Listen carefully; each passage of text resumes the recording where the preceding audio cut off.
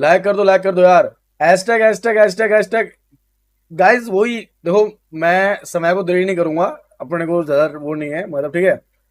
तो हैशटैग का मतलब ये है कि हैशटैग नहीं, टीजी फिर से लीव करी है उसने और फिर से वो एनजी के अंदर गया है गाइस। यस, ये सच न्यूज है, ये झूठ न्यूज नहीं है, सच न्यूज होने वाले गाइस ये।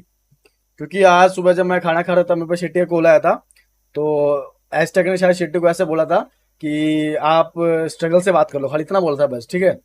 तो स्ट्रगल का शायद शेट्टी मैसेज आ रखा था कि भाई अभी हैशटैग हमारे साथ खेलेगा, आप उसको प्लीज मत बोलो ऐसे करो। ठीक है भाई, हमने बोला नहीं कुछ, हैशटैग से बात नहीं हुई, लेकिन मेरी भी नहीं हुई, शायद शेट्टी की भी नहीं हुई। जब तक मैंने लास्ट टाइम शेट्टी से बात की थी तो हैशटैग एंड शेट्टी की बात नहीं हुई थी। तो ये था जो था, ठीक है guys? तो इसमें मुझे कुछ बोलना नहीं है क्या नहीं। हैशटैग लीव अगेन, यस भाई हैशटैग लीव अगेन यार।